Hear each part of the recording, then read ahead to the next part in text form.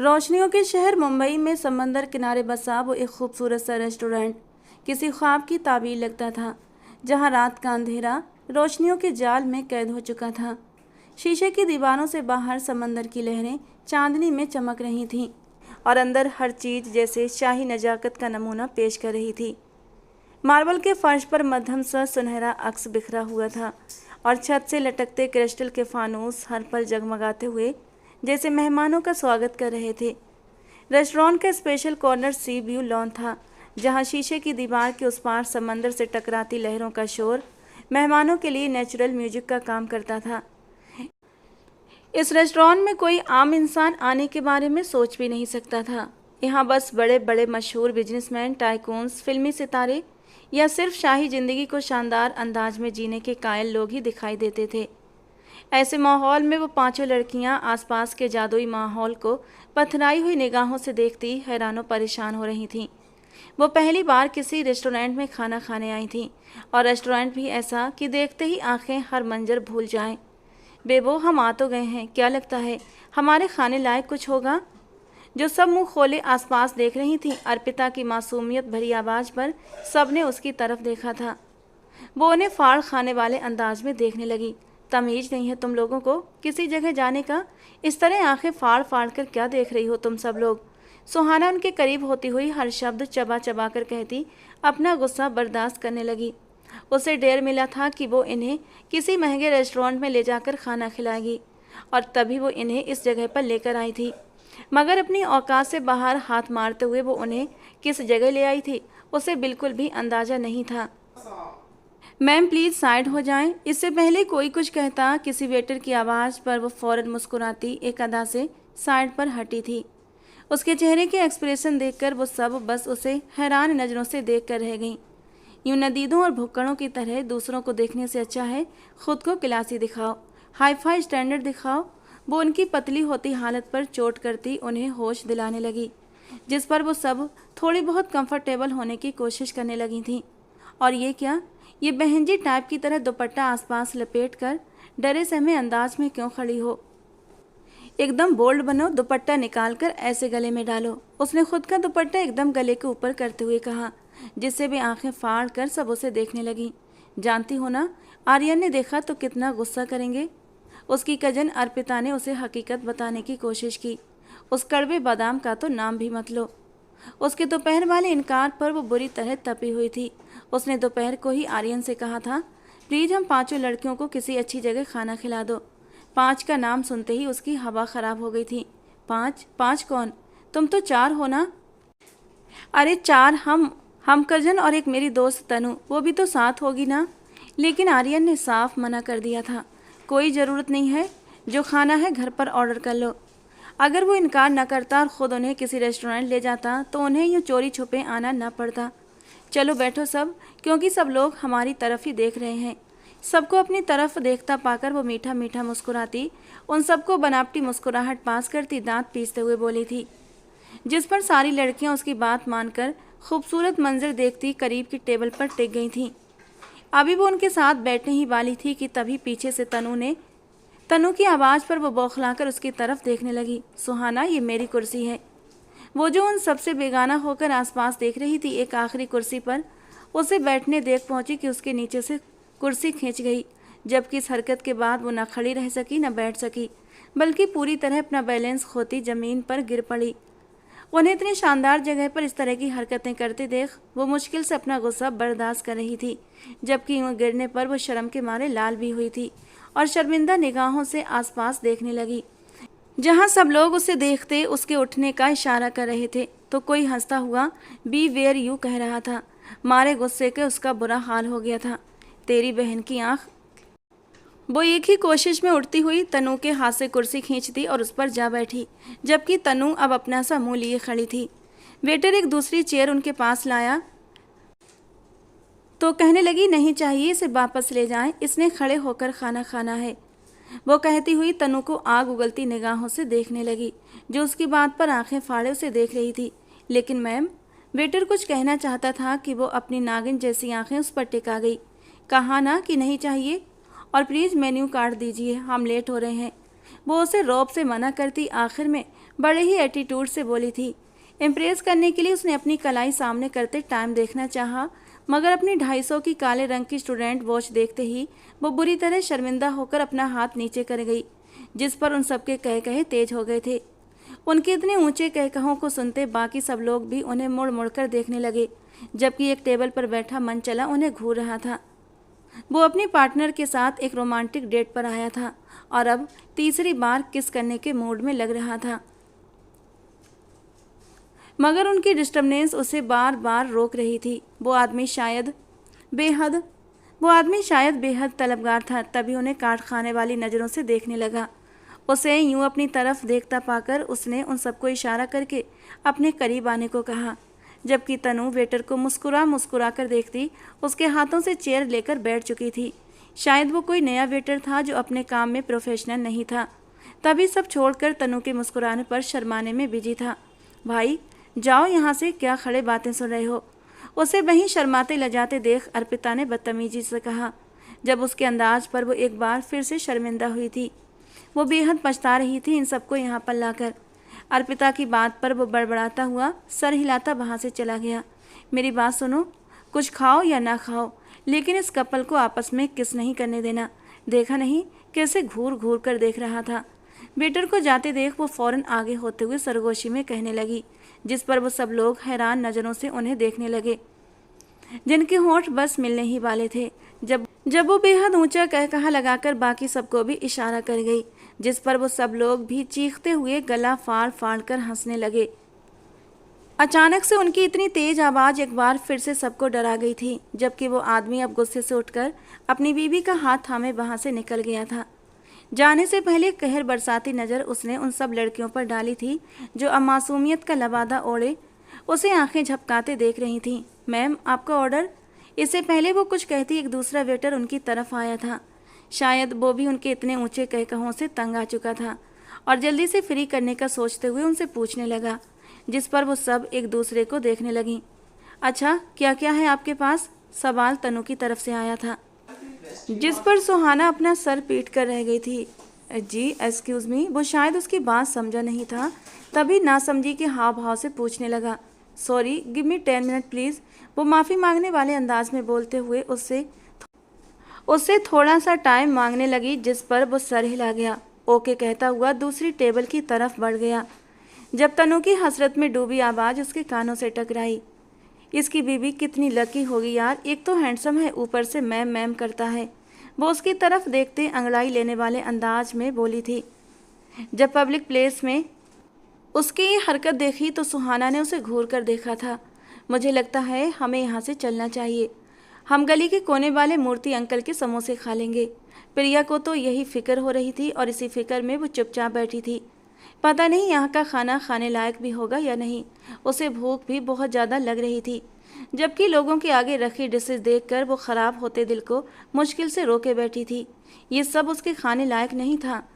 मेरा भी यही मशवरा है।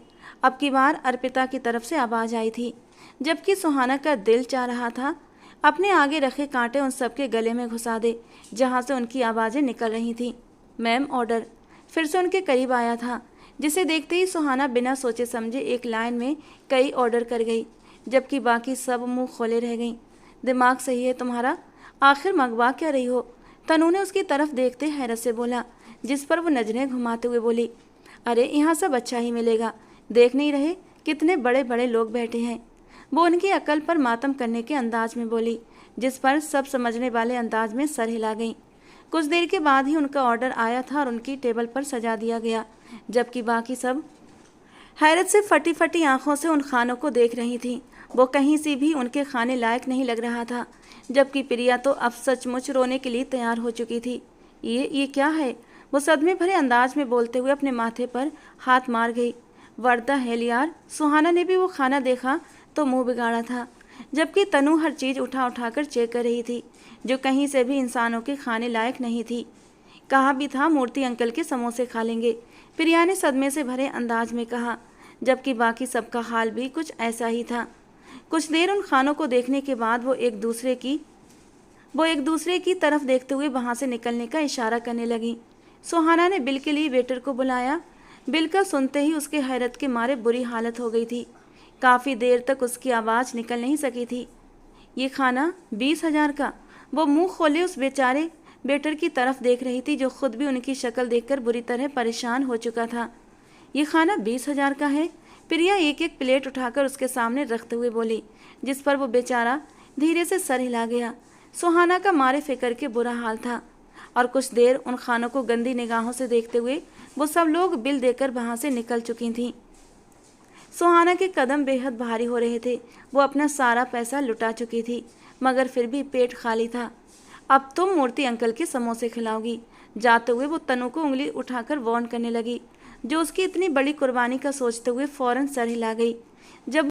जब वो उन पर 20,000 लगा सकती थी तो क्या वो उन्हें 200 के समोसे नहीं खिला सकती थी? जबकि वो उसे कहकर दोबारा अपने सदमे में डूब चुकी थी। किधर गई थी तुम लोग? उन सब ने अभी घर में कदम ही रखा था जब उसकी आवाज़ उनके कानों में टकराई थी। अचानक ही सबके दिलों ने धड़कने से इनकार कर दिया था। जबकि सुहाना थूक निगलती, उसकी नज़रों से ताकत जुटाती, गर्दन अकड़ाकर उसके सामने जाकर खड़ी हो गई थी, जबकि दिल लगातार जोरों से कांप रहा था। मैं लेकर गई थी इन्हें। उसके शब्दों में थोड़ा सा गुरूर था, या वो मजबूत दिखने के लिए मगरूर हो रही थी। किसकी इजाज़त से? वो पहचान नहीं सका। काफ़ी मुश्किल से खुद पर बर्दाश्त कर रहा था। जब मैंने देखा तुम अभी तक कॉलेज से नहीं आई हो तो मैं अंकल जी से पूछने आया था। उन्हें तुम्हारे बारे में कुछ भी पता नहीं है। जबकि उसकी बात पर सुहाना ने उसे गुस्से से घूरा था। पुलिस वाले हो तुम तो अपने पुलिस स्टेशन के, मुझ पर ये रौब मत जमाओ। वो उसके बिना वजह की पूछताछ से तंग आ गई थी। तभी सारे संस्कार ताक पर रखती चिढ़कर बोली थी। उसकी बात पर वो कुछ पल के लिए उसे देखने लगा, फिर बिना कुछ बोले सीढ़ियाँ उतरता बाहर की तरफ बढ़ गया। उसे यूँ नाराज होकर जाते देख वो गहरा सांस लेकर रह गई। तुम सब कमीनियों की वजह से नाराज कर दिया मैंने उसे। वो जानती थी इसी तरह खामोश होगा, तभी वो ऐसा व्यवहार कर गई थी, लेकिन दिल में उसके लिए बुरा भी लगा था। हाँ तो किसने कहा था कि बोलो उनके सामने इस अंदाज में? उसके जाने के बाद कोमल अपने असली रूप में लौट आई थी, एकदम तरोताज़ा अंदाज में बोली, जबकि सुहाना उसके रंग ढंग देखकर हैरान हुई थी। वो उसे ऐसी नज़रों से देखने लगी जैसे कह रही हो, अरे वाह, चींटी के भी पर निकल आए। जबकि उसकी बातें खुद पर महसूस करते वो गड़बड़ाती यहाँ वहाँ देखने लगी। डरपोक बिल्ली, तब फूटना था ना मुँह से उसके सामने? तब क्यों मुझे भिखारियों की तरह देख रही थी? वो उसे जहर वाले शब्दों में कहती अपने कमरे की तरफ बढ़ गई। उसका मूड बुरी तरह ख़राब हो चुका था। अजीब है ये इंसान भी, आखिर चाहता क्या है?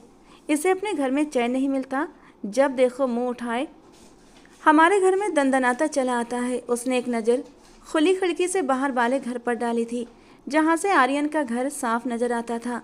एक घर छोड़कर ही तो आर्यन का घर था। उसकी दोस्ती भी सुहाना के भाई विजय से बहुत गहरी थी और इसी दोस्ती के बल पर वो जब चाहता इस घर में दंदनाता चला आता था। पूरा घर उसे सर आँखों पर बिठाकर रखता था, उस पर आंखें बंद करके विश्वास करता। कभी रोक टोक नहीं की थी। हालांकि इस घर में 4 जवान लड़कियां मौजूद थीं, फिर भी कोई रोक टोक नहीं थी। वो अपना दुपट्टा उतार कर फेंकती आईने के सामने खड़ी होकर खुद को गौर से देखने लगी। सुर्खों सफ़ेद रंगत, लंबा कद, हल्की सुरमई आँखें, गुलाबी होंठ, तीखी नाक और उस नाक पर पहना एक छोटा सा लौंग का मोती, जबकि सुनहरी रंगत के कमर तक आते लंबे बाल। कोई शक नहीं था वो खूबसूरत थी, मगर उसका हुस्न उसे तब हसीन लगता जब उसको सराहने वाला उसे राजी रहता। वो उसे नाराज़ करके अब खुद भी बेचैन हो रही थी। उसे मनाने जाना भी चाहती थी, मगर वो नहीं गई। खुद ही बुलाएगा कल, इतना एटीट्यूड क्यों दिखाता है मुझे? वो सर हिलाकर सोचती, मुँह बिसूर कर रह गई। कुछ देर तक खुद को देखने के बाद वो वॉशरूम की तरफ बढ़ गई। दरवाज़ा बेहद ज़ोर से बंद किया था, जैसे अपना सारा गुस्सा उसी दरवाजे पर निकालना चाह रही हो। शर्मा हाउस में 2 फैमिली रहती थीं। दोनों भाई आपस में मिलकर रहते थे और दोनों के बच्चे भी शर्मा हाउस में एक साथ मिलकर रहते थे। ये जॉइंट फैमिली सिस्टम था। बड़े भाई नंद किशोर जी के 3 बच्चे थे। बड़ी बेटी सुहाना शर्मा, उससे 2 साल छोटा बेटा विजय शर्मा और उससे छोटी प्रिया शर्मा। नंद किशोर जी छोटे भाई रघुवीर जी की 2 बेटियां अर्पिता और पायल। चारों लड़कियों में दोस्ती भी बहुत गहरी थी। जहाँ भी पाई जाती एक साथ पाई जाती थीं। ये एक मिडिल क्लास फैमिली थी। हालांकि नंदकिशोर जी और रघुवीर जी मिलकर एक छोटा सा बिजनेस चलाते थे, लेकिन बिजनेस इतना तेजी से नहीं चल रहा था, बस गुजारा हो रहा था। ये बिजनेस 3 दोस्तों ने मिलकर खड़ा किया था, नंदकिशोर, रघुवीर और इन दोनों के दोस्त प्रीतम मुखर्जी ने। तीनों की बराबर की हिस्सेदारी थी। बिजनेस अभी चल भी नहीं पाया था कि एक रोड एक्सीडेंट में प्रीतम मुखर्जी का देहांत हो गया। उस वक्त प्रीतम मुखर्जी का बेटा आर्यन मुखर्जी सिर्फ 8 साल का था। तब से नंदकिशोर जी और रघुवीर जी हर महीने बिजनेस से जितना भी मुनाफा होता था उसका 33% प्रीतम मुखर्जी की पत्नी वंदना जी के अकाउंट में डाल देते थे, जिससे वो अपने बेटे का भरण पोषण कर रही थीं। उनका घर ज़्यादा दूर नहीं था, बस एक घर छोड़कर ही वंदना जी अपने बेटे आर्यन मुखर्जी के साथ रहती थीं। आर्यन और विजय में बहुत गहरी दोस्ती थी, लेकिन इसके साथ साथ एक और रिश्ता था जो उसे शर्मा हाउस तक खींच कर लाता था। वाह भाई, यहाँ तो बड़ी खुशबू आ रही है। वो जो अभी अभी सोकर उठी थी, किचन से आती आवाज़ों पर किचन की तरफ बढ़ गई थी। जब बेहद मज़ेदार और दिल में उतर जाने वाली खुशबू ने उसका स्वागत किया था, उसकी भूख और भी ज़्यादा जाग गई थी। ये सब किस लिए भाई? वो अंदर आती टेबल के साथ कमर टिकाती फ्रूट बास्केट से सेब पकड़कर दांतों से काटते हुए पूछने लगी, जिस पर वहाँ बैठी प्रिया की जुबान में खुजली हुई थी। आपको देखने वाले आ रहे हैं, वो एकदम गर्मजोशी से उसे बता रही थी, जब उसकी बात पर सेब का टुकड़ा उसके गले में फंसा था। क्या? वो हैरत से उससे पूछने लगी, जिस पर वो सिर हिला गई। इससे पहले वो कोई जवाब देती, किचन में आते विजय ने बातों में हिस्सा लिया था। ये इस चुहिया जैसी शक्ल को देखने कौन आ रहा है? उसके अंदाज में उत्सुकता थी, जबकि दिल जलाने वाला ये अंदाज सुहाना को जलाकर राख कर चुका था। जस्ट शट अप, अपने कॉलेज की सबसे हसीन लड़की हूँ मैं। वो उसकी बात की अहमियत को कम करने के लिए अपनी शर्ट का फर्जी कॉलर अकड़ाते हुए बोली थी। अंदाज में घमंड उतर आया था। पायल, तुमने बताया नहीं तुम्हारा कॉलेज अंधों का है? वो उसके हाथ से सेब लेता चूल्हे पर रखी बिरयानी को हिलाता पायल को देखकर बोला था, जिसका कहकहा और भी ऊंचा था, जबकि बाकी सब लोग भी उसकी इस बात पर छत फाड़ कहकहा लगाने लगे। भगवान ने चाहा बेटा तो कुंवारे ही मरोगे। वो मुंह पर हाथ फेरती एकदम चिढ़कर बोली थी। ये लड़का उसे कभी चैन से जीने नहीं देता था, जबकि वो उसके हाव भाव देखकर दिल पर ठंडी फुहार महसूस कर रहा था। उसके दोस्त को रात से हट कर रही थी ये लड़की, अब जाकर उसे भी सुकून आया था, जबकि वो उसकी सोच से बिल्कुल अनजान उसे चील जैसी निगाहों से देखती उससे बदला लेने का सोचने लगी, जबकि वो भी उसके ख्यालों से अनजान दिल में अपना बदला लेने पर खुश हो रहा था। नाश्ता मिलेगा? कुछ पल उसे आंखें छोटी की देखने के बाद वो वहाँ मौजूद औरतों को देखकर रह गई, जब वो फिर से अपनी टांग बीच में अड़ा गया। रात एक कौवा मरा था हमारी छत पर, ला दूं क्या? वो उसकी तरफ देखते आंखें पटपटाकर मासूमियत से पूछने लगा, जो उसकी बात पर हैरत से पूरी आंखें बड़ी करके देखने लगी। पहले कम डरावनी हो, जो अपनी गाड़ी के टायर जितनी आंखों को और भी खोल रही हो। वो उसके यूं हैरत से आंखें खोलने पर चोट कर गया, जब उसकी बातों से परेशान होती चीख कर वो पैर पटकती वहाँ से चली गई। जब वो पीछे से बोला था, अच्छा है नहीं खा रही, वरना मरा हुआ कौवा भी तड़प पड़ता कि किस कदर बदबूदार मुंह की खुराक बन रहा हूँ। उसे चुप कराकर मैदान छोड़कर जाते देख वो उसे फिर से छेड़ गया, जबकि उसका मूड रात से बिगड़ा हुआ था, अब और बिगड़ गया। मेरे मुंह मत लगो विजय, वो बिना मुड़े गुस्से से चीखती अपने कमरे की ओर बढ़ गई। जब संजना जी उसे रोक गईं, क्यों तंग करते हो उसे, बड़ी है तुमसे। वो उसे प्यार से डपटने लगी। जब वो उन्हें खड़ा होता अपनी हाथ दिखाने लगा, मुझ जैसे बुर्ज खलीफा के सामने वो मुमताज का ताजमहल भी नहीं है। वो उन्हें अपनी और उसकी हाइट का डिफरेंस बताने लगा। जब वो हंस पड़ी, लेकिन उम्र में तो तुमसे बड़ी है ना।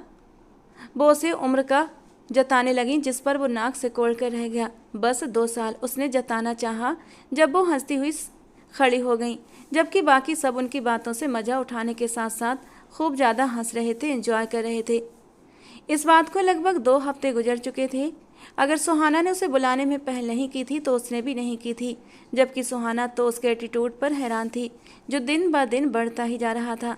वो अभी अभी सोकर उठी थी जब उसे नीचे से गहरी आवाज़ें आना शुरू हुईं। वो हैरान थी कि इस टाइम कौन आ गया। सुबह के 11 बज रहे थे।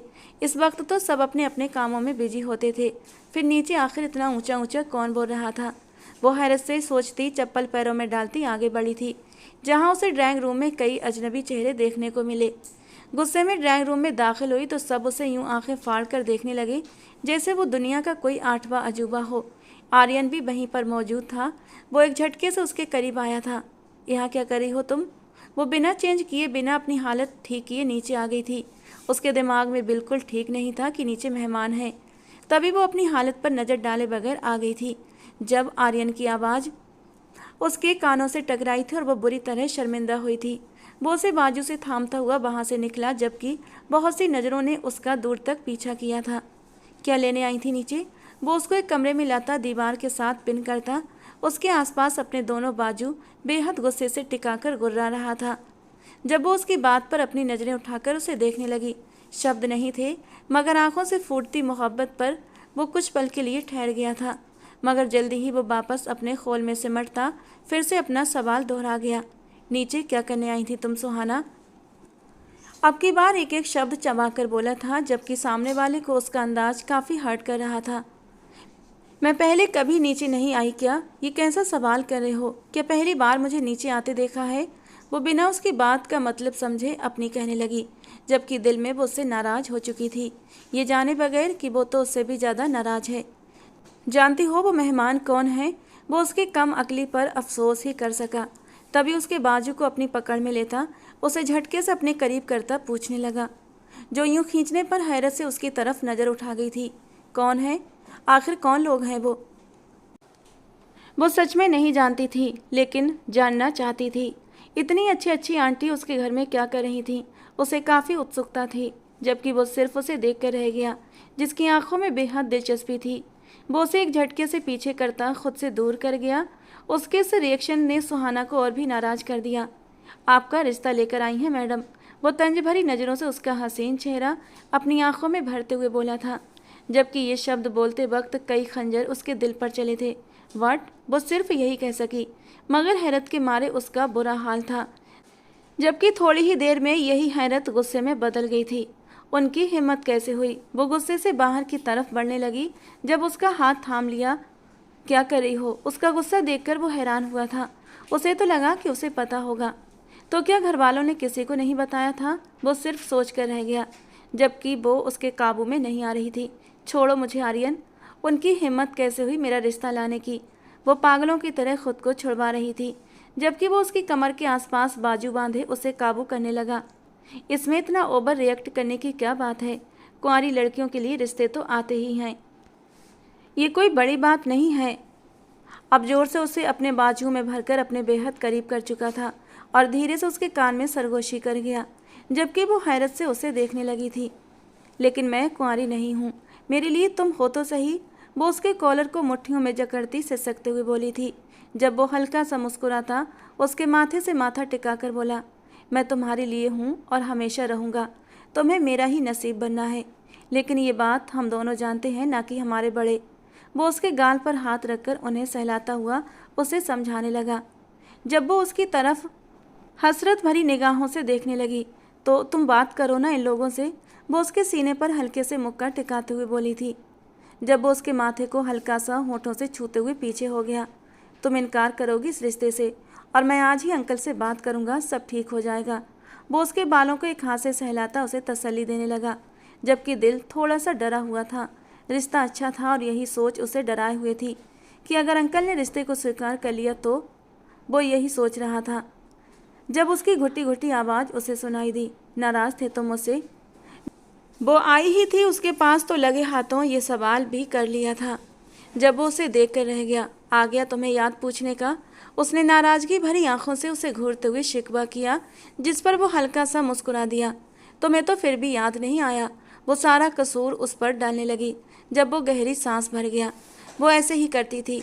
2 दिन नाराज़ होने के बाद सारा कसूर उसी पर डाल देती और फिर उसे खुद ही सुहाना को मनाना पड़ता था। मगर मजाल है जो उसने कभी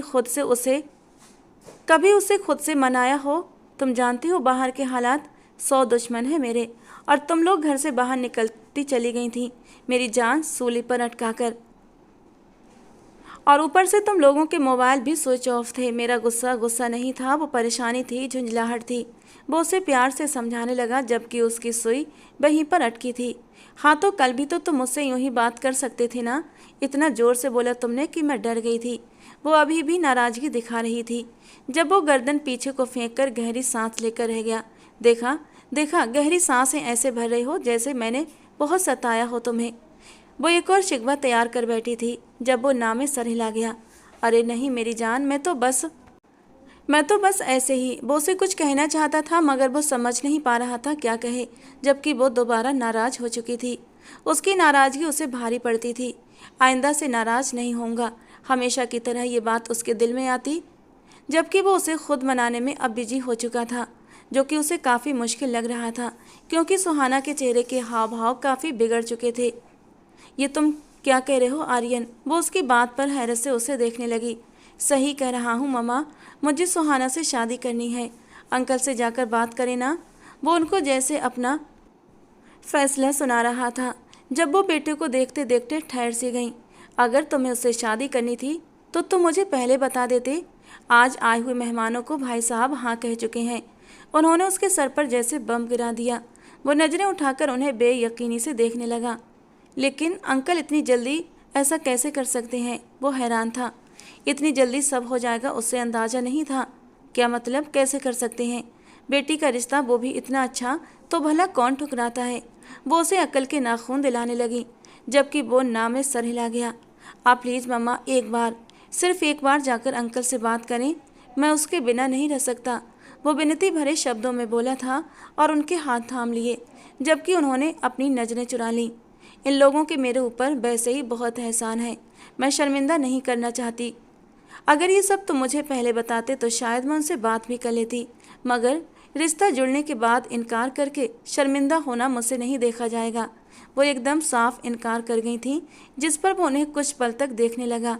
उसके यूँ देखने पर उनका दिल अजीब से अंदाज में धड़का था। अगर आपने बात नहीं की तो मैं कभी भी इस घर में वापस लौट कर नहीं आऊँगा। अपनी जगह से वो खड़ा हो गया था जबकि वो हैरत से उसकी ओर देखने लगी। लेकिन क्यों? अंदाज में बेयकीनी साफ थी। जबकि वो सर झटक कर खिड़की से बाहर देखने लगा। मैं उसे किसी और के साथ बर्दाश्त नहीं कर पाऊंगा। या तो मर जाऊंगा या फिर दूर चला जाऊंगा, बहुत दूर, जहां ये जालिम दुनिया और एहसान तले दबकर न रहना पड़े। वो साफ बोलता चला गया और उनसे चेहरा मोड़ लिया। जब वो उसकी बात पर तड़पती आगे बढ़ी थी। क्या कह रहे हो आर्यन? अंदाज़ा भी है तुम्हें? मेरे पास तुम्हारे अलावा कोई नहीं है। तुम ऐसी ही बातें कैसे कर सकते हो? वो उसको बाजू से थामते हुए उसे बुरी तरह झंझोड़ गई थी, जबकि आर्यन ने अपनी माँ के हाथ पीछे करके अपने हाथ छुड़ा लिए। बेटे की इतनी फिक्र है तो एक बार, सिर्फ एक बार बात करके देख लें मेरे लिए। मुझे यकीन है वो मान जाएंगे। वो उन्हें नरम पड़ता देख फिर से बोला था, जब वो कुछ पल देखने के बाद सर हाँ में हिलाने लगी। ठीक है, मैं करूँगी बात तुम्हारे लिए। वो उसकी आंखों में तड़प देखकर सर हिला गई थी, जबकि वो खुश होता उन्हें अपने गले से लगा गया। You are the best mom. वो उनको खुद में भींचता उनकी गोद में सर रखकर बैठ गया। जब वो हल्का सा मुस्कुराई थी और कल के बारे में सोचने लगी। अगर वो न माने तो क्या इज्जत रह जाएगी उनके बेटे की और उनकी।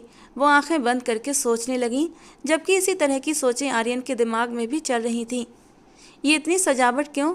वो जो विजय से ये बोलने आया था कि उसे पुलिस स्टेशन छोड़ दे, उसकी बाइक स्टार्ट नहीं हो रही। लेकिन फूल और अलग अलग डेकोरेशन का सामान देखते संजना जी से पूछने लगा, जबकि बाकी सब अभी तक सोए हुए थे।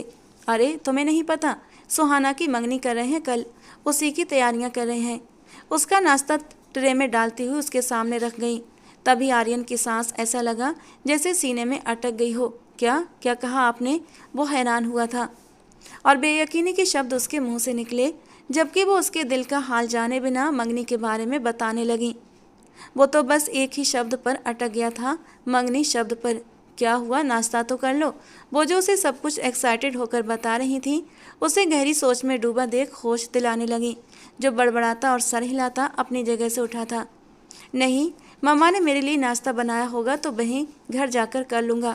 अरे लेकिन वो तो तुम्हारे उठने से पहले ही हमारे घर आ चुकी हैं और अब पता नहीं तुम्हारे अंकल जी से क्या बात करने गई हैं। मैंने पूछा भी था उनसे। कहने लगी बस भाई साहब से कुछ ज़रूरी बात करनी है। कोई बात हुई है घर में क्या? जिस पर वो अनजान बनता सिर हिला गया। नहीं, मैं तो नहीं जानता, मैं देखता हूँ उन्हें। इनकार करके वो उनके कमरे की तरफ बढ़ गया। जब वो उसे रोकने लगी, अरे नाश्ता तो कर लो, ठंडा हो जाएगा। नहीं आंटी, भूख नहीं है। Thank you so much aunty, आप मेरा कितना ख्याल रखती हैं। Love you so much. वो अपनी जगह पर खड़ा होकर उनकी तरफ मुड़ा और प्यार से बोला, जबकि उसकी शरारत पर वो हंस पड़ी थी और लंबे लंबे कदमों से वो अपने अंकल के कमरे की ओर बढ़ गया। भाई साहब, वो कह रहा था, अगर बात न की तो वो ये घर छोड़कर चला जाएगा।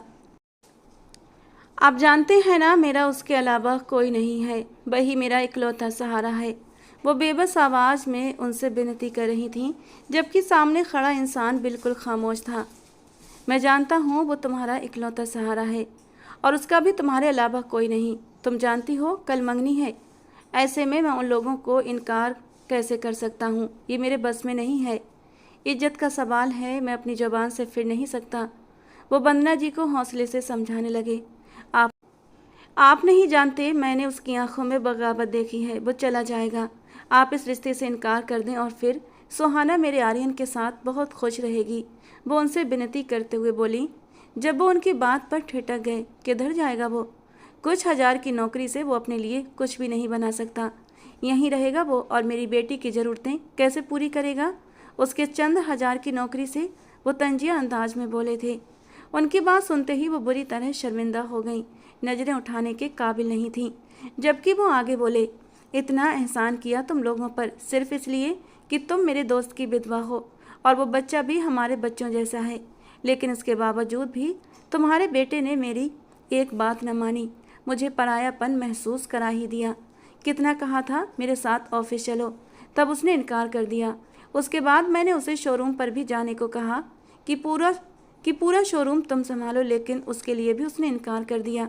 सिर्फ ये कुछ हजार की नौकरी अपनाई। क्या वो नहीं जानता, इतने पैसों से घर नहीं चलते? वो उसे शर्मिंदा किए जा रहे थे, जबकि बाहर वो ज़मीन में गड़ता जा रहा था। ये लोग उसके लिए ऐसी सोच रखते हैं, ये वो नहीं जानता था।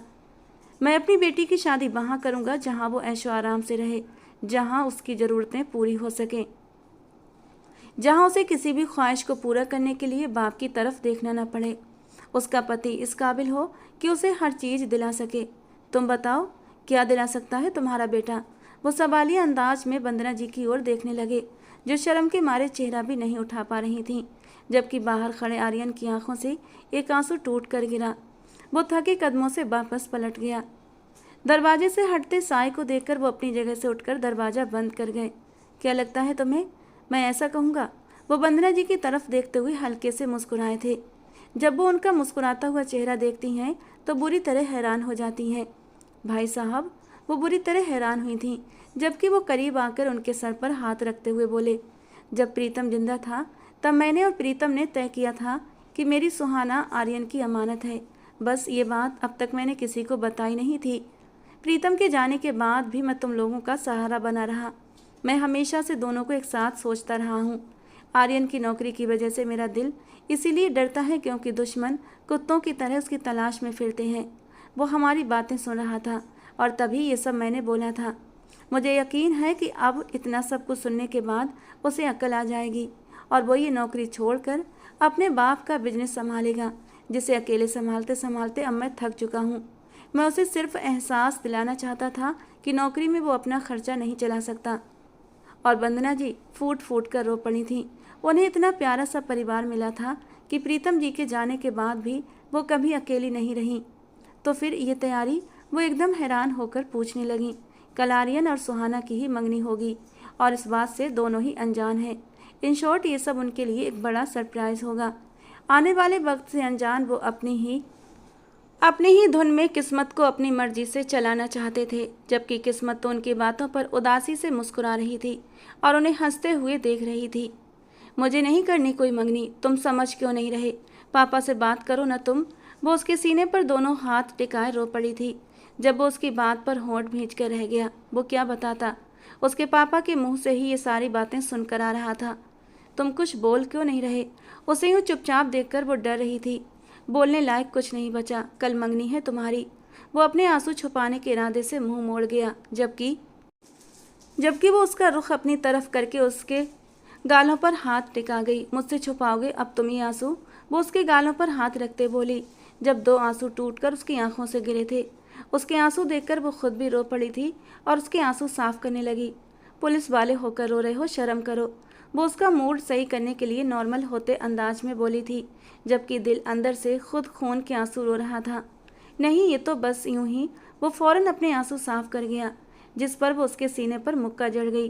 क्या हो जाता अगर कह देते कि तुम्हारी मोहब्बत में रो रहा हूँ। वो उसके कंधे पर एक और मुक्का रखते हुए वहीं पर अपना सर टिका गई। जब वो उस परी चेहरे को देखने लगा और किसी सोच में गुम हो गया।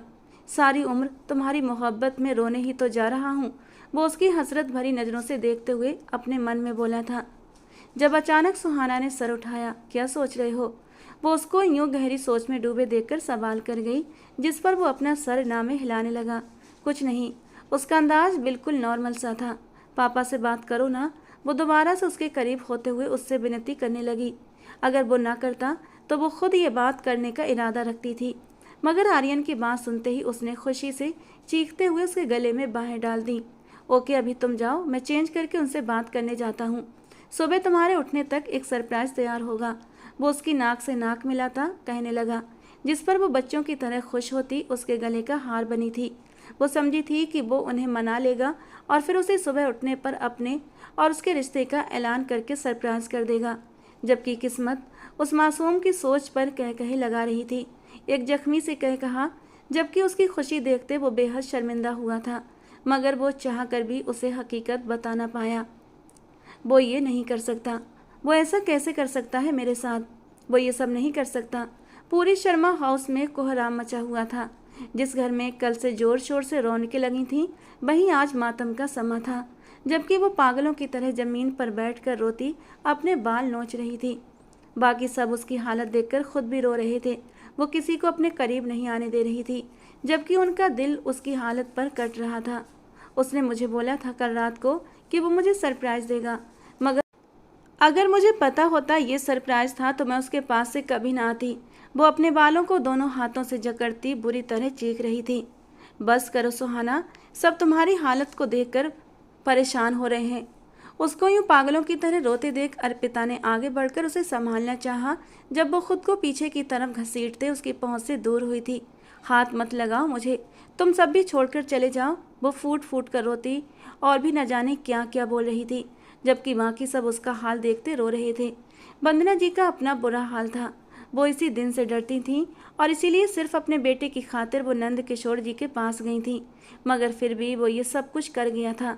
वो पत्थर बनी बैठी थी। जब सुहाना की नज़र उन पर पड़ी, वो उनके करीब आती, उनके पैरों में बैठती, उनके हाथ थाम गई। वो आपको भी छोड़ गया ना आंटी? वो उनके खाली हाथों को खोल कर देखती बेयकीनी से बोली, जब वो चुपचाप सुहाना के चेहरे की ओर देखने लगी। अब आपका सहारा कौन बनेगा? आप यही सोच रही हैं ना? वो आंसुओं के साथ उनको देखने लगी। मैं बनूंगी आपका सहारा। आर्यन ने खुद को मेरी नज़रों में गिराया है, लेकिन मैं उठूंगी।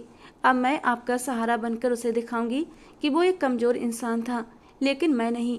वो अपने आंसुओं को साफ करते हुए बोली थी, जब बाकी सब उसकी हालत और उसकी बातों पर बुरी तरह रोने लगे थे। बताएं, बनाएंगी ना मुझे अपना सहारा? वो उनके घुटनों पर सर रखती फिर से रो पड़ी। वो रोना नहीं चाहती थी, मगर आंसू उसके बस में नहीं थे, और अब तो वंदना जी ने भी रोना शुरू कर दिया था, जबकि वो सबकी हालत से बहुत दूर अनजान हवा में परवाज करता किसी और जगह पर पनाह ले चुका था। 4 साल बाद। मम्मी जी, आपने खाना खा लिया?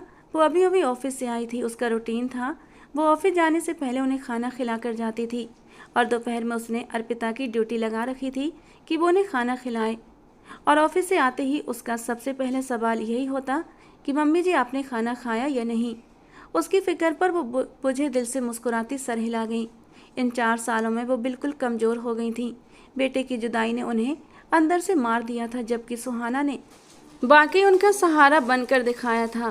प्रीतम जी के जितने भी शेयर्स थे उसने उन्हें अपने पापा की कंपनी से अलग कर लिया था।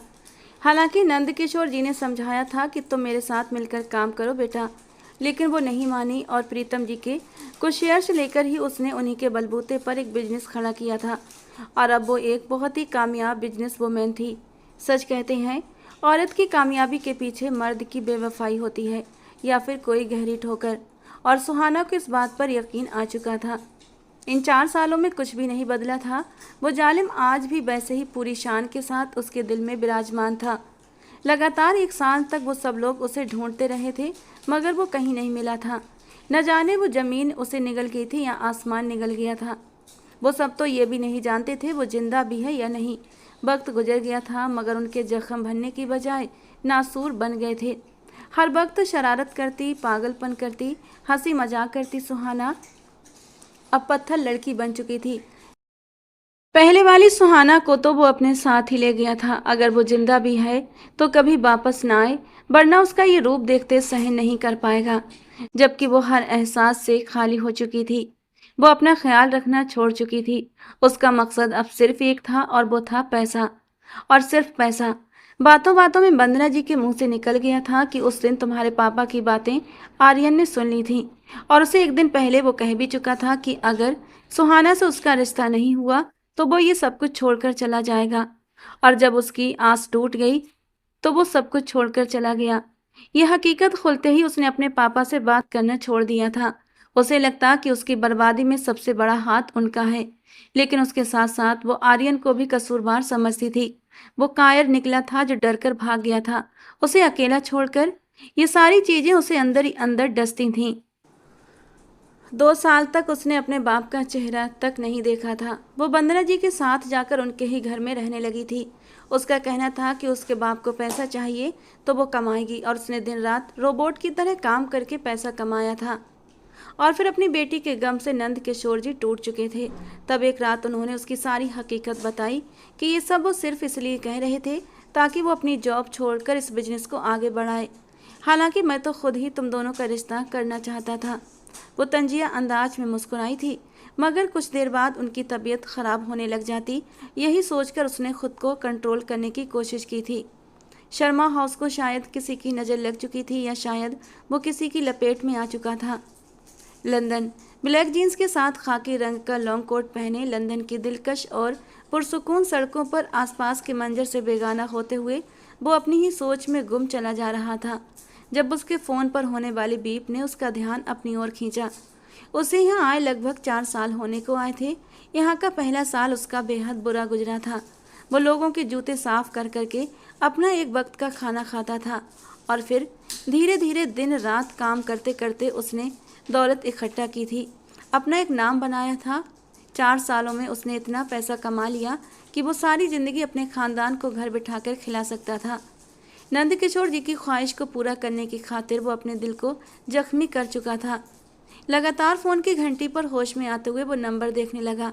कॉल उसके दोस्त तुषार की थी, जिसने उसे बाहर भेजने में मदद की थी। सिर्फ तुषार जानता था कि वो लंदन में है, और उसका कांटेक्ट भी सिर्फ और सिर्फ तुषार से था। Yes, Aryan Mukherjee speaking. उसकी गंभीर आवाज़ गूंजी, जबकि दूसरी तरफ कॉल पर विजय ने पूरे 4 साल के बाद उसकी आवाज़ सुनते ही अपनी आंखें सुकून से बंद कर लीं। हेलो। दूसरी तरफ से कोई जवाब न मिला तो वो दोबारा से हेलो कह गया, जिस पर खा जाने वाले अंदाज में विजय चीखा था, साले कुत्ते चीटर, 4 साल बाद 4 साल बाद तेरी आवाज़ सुन रहा हूँ। उसकी धड़कन रुक सी गई। तो क्या उसने उसे ढूंढ लिया था? वो तो समझा था सब अपनी अपनी जिंदगियों में गुम हो चुके होंगे, मगर वो नहीं जानता था कि रिश्ते यूं ही नहीं भूलते। जिनके साथ अच्छा वक्त गुजारा हो वो कभी नहीं भूलते।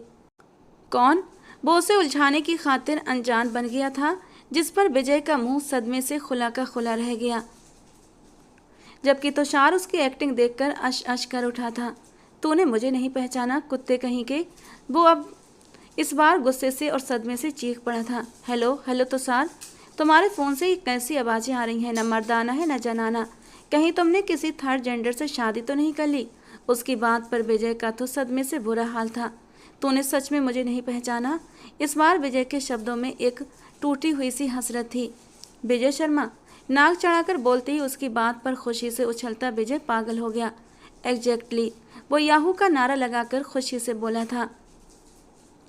जब उसकी खुशी देखकर वो मुस्कुराहट दबा गया। कैसे न पहचानता यार, आखिर को मेरे होने वाले बच्चों के मामा जो ठहरे। जबकि इतने आराम से इतनी बड़ी बात करने पर विजय का मुंह हैरत से खुल गया। किस बात की इतनी अकड़ है तुझे बेटा? अपनी बहन की शादी कर चुका हूँ मैं। विजय ने उसकी गलतफहमी दूर करनी चाही, जिस पर वो भौएं उचका कर रह गया। एक पल के लिए उसका दिल डूबा था, मगर वो खुद पर काबू पा गया। वो जानता था अगर ऐसी कोई बात होती तो तुषार उसे बता देता। तभी वो उसकी चालाकी समझकर सर हिला गया था। ओह कॉन्ग्रेचुलेशन यार, बहुत सारी। वो उसे बधाइयाँ देने लगा, जिस पर वो दोनों एक दूसरे को देख कर रह गए। ज़्यादा ही हल्का नहीं ले रहा ये हमें? उसकी इतनी लापरवाह बात पर विजय ने तुषार की तरफ देखकर कहा, अच्छा ये बता घर कब आ रहा है? कभी नहीं शायद। उसने अपने होठों को बेरहमी से कुचलते हुए पाँव की नोक जमीन पर मारते हुए हल्की सरगोशी की। सुहाना अपने ऑफिस से किसी का प्रपोजल लाई थी। अगर तुम एक दिन भी रुके तो शायद वो अब की बार वाकई ये काम कर जाए। उसने इस बार संजीदा होकर समझाया, जिस पर वो सर हाँ में हिला गया। वो ऐसा नहीं कर सकती, कभी भी नहीं। उसने पूरे यकीन से कहा, जब विजय उसका यकीन देखकर हल्का सा मुस्कुराया। तू नहीं जानता वो कैसी बन गई है। तेरी कसम वो सच में शादी कर लेगी। जबकि इस बार उसका दिल भी डर से सिकुड़ गया था। चुपचाप उसने कॉल काट दी और अब तुषार और विजय ने मिलकर एक प्लान बनाया था। तुषार ही तो था जिसने विजय को जाकर आर्यन के बारे में बताया था, क्योंकि वो अब और उन लोगों को परेशान नहीं देख सकता था। एक ही तरीका था उसे हिंदुस्तान वापस बुलाने का, और अब वो लोग अपने प्लान की पूरी तैयारी करने लगे थे। आज विजय की कॉल आए पूरे 6 दिन हो चुके थे। उसका दिल रोज धड़कता था, लेकिन वो ध्यान नहीं देता था। उसे लगता कि वो कभी ऐसा नहीं कर सकती। वो इन्हीं सोचों में गुम था जब उसके लैपटॉप पर कुछ नोटिफिकेशंस आईं, जिन्हें वो बेध्यानी में खोल गया। मगर जितने सुकून से उसने उन्हें खोला था, उतने सुकून से देख नहीं पाया। वो कुछ पिक्चर्स थीं जो उसे तुषार के नंबर से मिली थीं। उन पिक्चर्स में एक भारी जोड़ा पहने हल्का फुल्का तैयार खड़ी थी वो लड़की, जबकि बाकी सब उसके आसपास बैठे थे। किसी पिक्चर में वो विजय के साथ, तो किसी में अकेले, तो किसी में अपनी माँ के साथ थी। आखिरी पिक्चर में वो अपनी माँ के साथ चिपकी खड़ी थी और अपना हाथ आगे करती उसमें पहनी रिंग दिखा रही थी। उसके होठों पर भरपूर मुस्कुराहट थी। अपनी माँ की हालत देखकर वो तड़प उठा था। 4 साल बाद अपनों का चेहरा देखते उसकी आंखों से आंसू निकल आए थे। तो क्या वाकई वो शादी कर लेगी? वो डूबते दिल से सोचने लगा। वो इस बार कोई गलती नहीं करना चाहता था। तभी फौरन अपने पीए को कॉल लगाकर उसे एक टिकट बुक करने को कहने लगा। मुंबई में बारिश जोर शोर से हो रही थी और हर मंजर को साफ और धो चुकी थी। जब उसकी गाड़ी मुंबई की सड़कों पर दौड़ती हवाओं से बातें कर रही थी। 4 साल के बाद वो दोबारा इन सड़कों पर, इन गलियों में वापस आया था। शर्मा हाउस के बाहर कदम रखते उसका दिल जोर से धड़का था। अंदर से आती ढोलक की आवाज़ पर उसके दिल में कुछ कुछ हुआ था। तो क्या सच में वो शादी कर रही थी? क्या वो उसे भूल गई थी? कुछ देर वहीं भीगने के बाद वो डोरबेल पर हाथ रख गया। लगातार बरसती बारिश ने उसे कांपने पर मजबूर कर दिया था, जबकि अंदर सब उसका ही तो इंतजार कर रहे थे, क्योंकि विजय और तुषार ने उन्हें सब कुछ बता दिया था कि वो आ रहा है। सुहाना दिल से उसके आने पर बहुत खुश थी, मगर वो उन 4 सालों को भूली नहीं थी। तभी खुद को सपाट दिखाने की कोशिश कर रही थी, मगर उसका दिल अंदर से गुलाब की तरह खिल चुका था। जाओ खोलो दरवाज़ा। और कितनी देर तक उसे भिगाने का इरादा है? कहीं बीमार न हो जाए।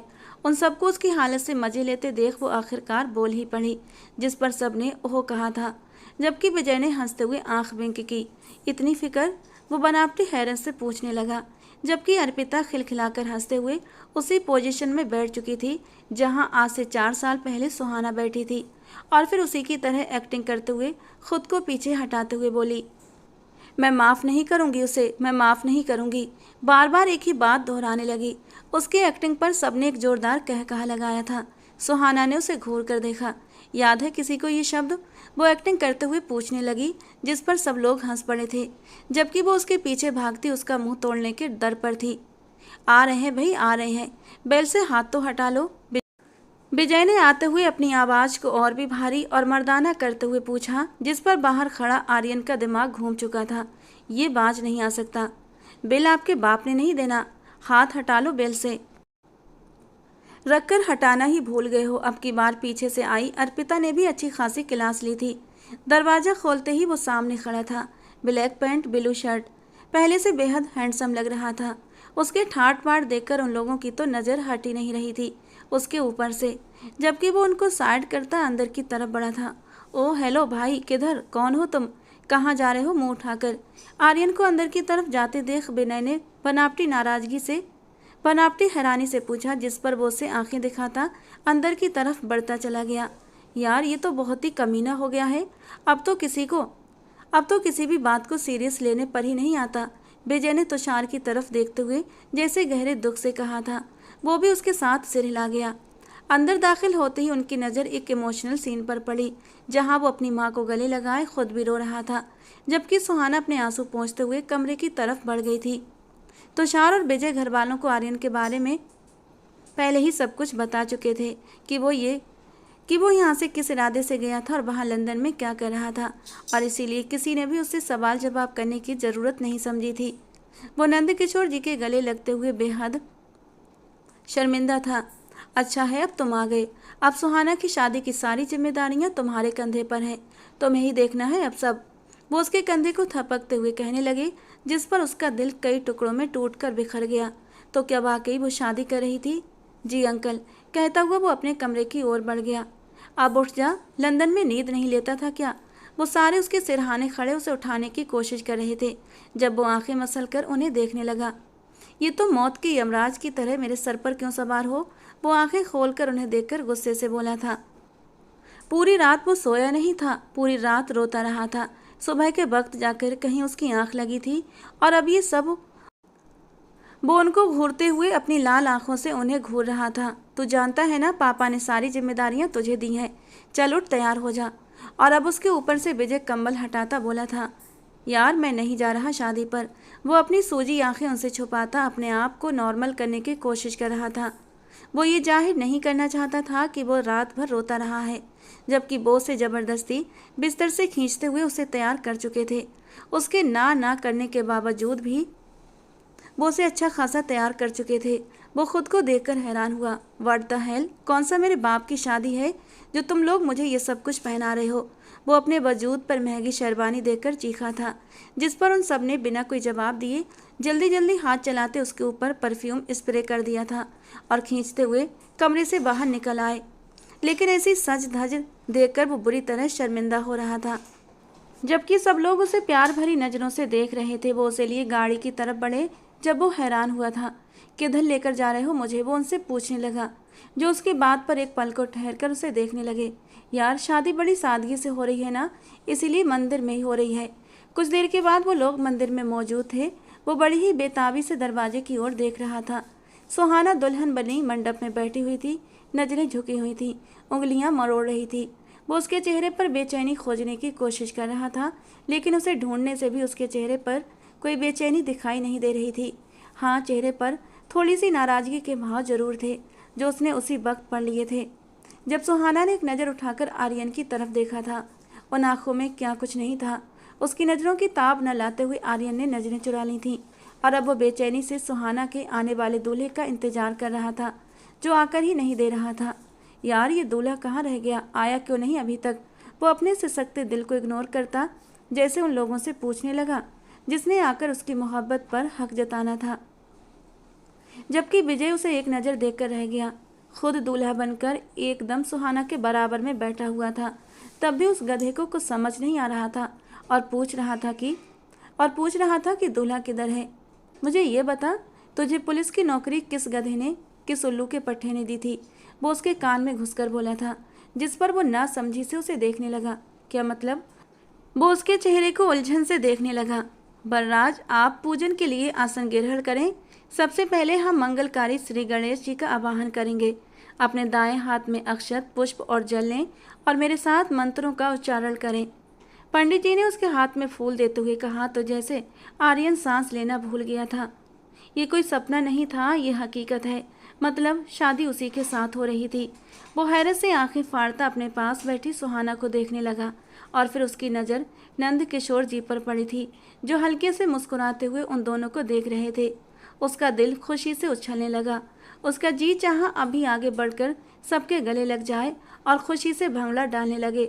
मनहूसो, तुम पहले नहीं बता सकते थे? सारी रात मैं अपना तकिया गीला करता रहा। शादी संपन्न होने के बाद वो विजय के गले लगते उसके कान में धीरे से गुर्राता है, जिस पर वो जोर से कहा लगाता है। अगर पहले बता देते तो फिर ये तेरा मुस्कुराता चेहरा कैसे देखते? वो मोहब्बत से कहने लगा, जिस पर वो दोबारा से उसके गले लग गया। जबकि उन दोनों को यूं चिपकते देख तुषार भी ऊपर से आता उनके साथ चिपक गया था। जबकि विजय ने तुषार के पेट पर एक धक्का रखा था। तुझे तो मैं बाद में निपटता हूँ। 4 साल तक ये राज तूने अपने सीने में दबा कर रखा था, पहले नहीं बक सकता था? जबकि तुषार ने बेबसी से आर्यन को देखा था, जिसने उसे कसम दिलाई थी कि तू घर वालों को कुछ नहीं बताएगा। वो अभी अभी चेंज करके वॉशरूम से निकली थी जब दरवाज़ा लॉक करके अंदर आते शख्स को देखते ही उसके होठों पर तंजिया हंसी सज गई थी। लॉक तो यूं कर रहा है जैसे मैं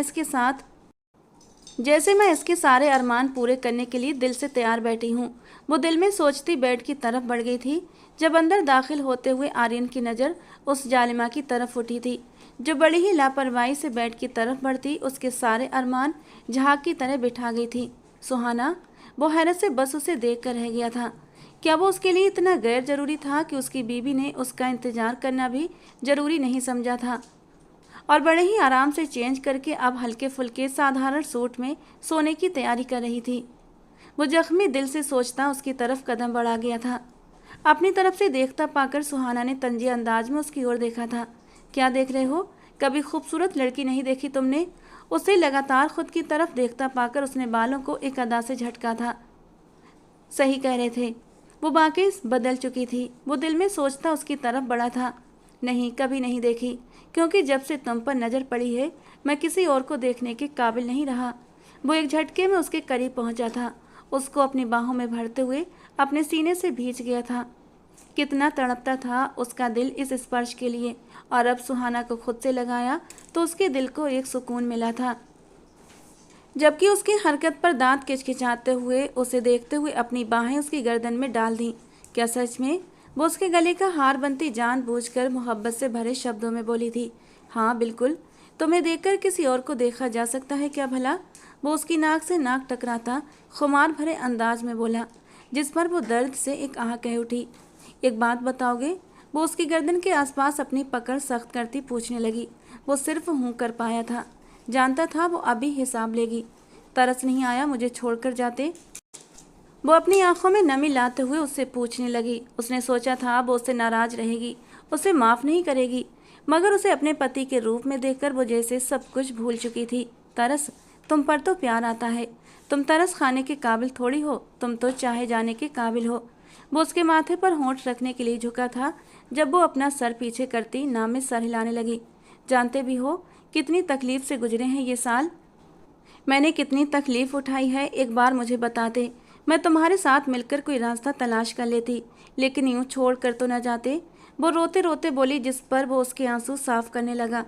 मैं नहीं चाहता था तुम्हारे दिल में तुम्हारे पापा को लेकर कोई गलतफहमी हो, इसलिए बगैर बताए चला गया था।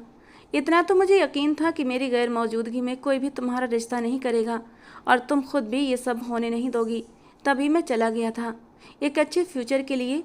वो उसे बाहों में उठाकर बेड पर लेकर आया था और फिर उसकी गोद में सर रखकर सब कुछ बताता चला गया। जबकि उसके शब्दों में छुपी बेबसी देखकर वो सारे दुख भूलती चली गई। वो नीचे को झुकती हुई उसके माथे पर अपने होंठ लगा गई, जबकि आर्यन की नज़रें उसके झुकने के कारण गीले नाइट ड्रेस की शर्ट से झलकती उसकी खूबसूरत धड़कनों पर पड़ी थी। वो एकदम से मदहोश होता, अपना एक हाथ आगे बढ़ाता, उसे खुद के ऊपर करता, उसकी गर्दन में चेहरा छुपा गया। उसकी हरकत पर मदहोश सी सुहाना के लबों से एक सिसकी निकली थी, जिसकी आवाज़ सुनते ही आर्यन के कानों में सुकून उतर गया था। एक झटके से तकिए पर लिटाते हुए उसने उसके नाइट ड्रेस के बटन खोल दिए थे और गर्दन से होते हुए उसकी नरम धड़कनों तक आ पहुंचा था, जिससे वो सिसकियां भरने पर मजबूर हो गई थी। उसका वजूद अब भी हल्का हल्का गीला था और उस भीगे वजूद में आर्यन बुरी तरह मदहोश हो गया था। इस मदहोशी में जब आर्यन ने उसकी नरम धड़कन पर हल्के से वाइट किया तो वो मचल उठी। उसके बालों को मुट्ठियों में जकड़ते हुए सुहाना ने आर्यन का चेहरा थोड़ा सा ऊपर किया था। उसकी आंखों में एक शरारत नाच रही थी। अगले ही पल सुहाना ने आर्यन के होठों को अपने होठों की कैद में लिया था। आर्यन मदहोश हो रहा था, लेकिन अगले ही पल उसकी एक हल्की सी चीख निकली थी जब सुहाना ने, अब आया मजा, आइंदा मुझे काटा तो इससे भी ज़्यादा जोर से काटूंगी, उसने शरारती अंदाज में कहा, जबकि अपना निचला होंठ को चलता हुआ वो उसे प्यार भरी नज़रों से निहार रहा था। वो बदल गई थी, लेकिन अब फिर से अपनी पुरानी टोन में लौट रही थी, और यही तो सुहाना चाहिए थी उसे, लड़ने झगड़ने वाली, हर वक्त शरारतें करने वाली। तुम्हारी दी गई हर सज़ा मंजूर है सुहाना, कहकर वो उसे खींचकर अपने ऊपर कर गया था। फिर बेड से टेक लगाते हुए उसे अपनी बाहों में भर लिया। बहुत याद किया था मैंने तुम्हें। ये कहते हुए उसने अपने दोनों हाथों के प्याले में उसका चेहरा भर लिया और उसके माथे को चूमा। फिर उसके कान के पास अपने होंठ लाकर सरगोशी में बोला, तो क्या ख्याल है, आगे का काम पूरा कर लिया जाए? उसकी बात का मतलब समझकर सुहाना शर्माते हुए उसके सीने में सर टिका गई। रोका किसने है, पूरी इजाज़त है। और उसकी तरफ से इजाज़त मिलते ही वो उसे बेड पर गिराता उसके ऊपर हुआ था और सुहाना ने भी उसके बालों में उंगलियां फंसाते हुए उसे अपने और करीब खींचा था। उसकी हरकत पर वो दिलकशी से मुस्कुराता हुआ पल भर में अपनी शर्ट उतारकर साइड में फेंकते हुए उसके लबों पर झुकता चला गया। लम्हा लम्हा उसके लबों का जाम पीते हुए वो बेहद जुनूनी हो गया था। उसके लबों पर अपना स्पर्श छोड़ते हुए एक हाथ उसकी धड़कनों पर और दूसरा हाथ उसकी नरम कमर पर था जो उसे सहला रहा था। आने वाले पलों के लिए वो बेहद जोश में भरा हुआ लग रहा था। उसका ये जोश देखकर सुहाना ने भी उसके बालों में अपनी उंगलियां उलझाकर हंसते हुए उसका पूरा साथ दिया था। उसकी तरफ से साथ मिलते ही उसने उसके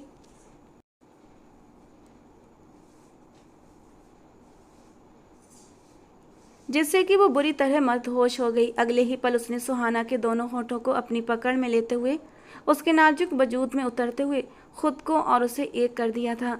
अब वो लाल चेहरा लिए उसके सीने में अपना सिर छुपा गई थी।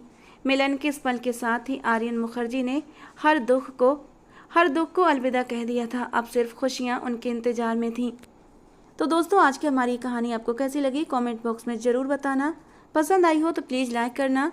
रोज़ एक नई और रोमांटिक कहानी के लिए हमारे चैनल को सब्सक्राइब करना। मिलते हैं दोस्तों अगली किसी नई कहानी के साथ।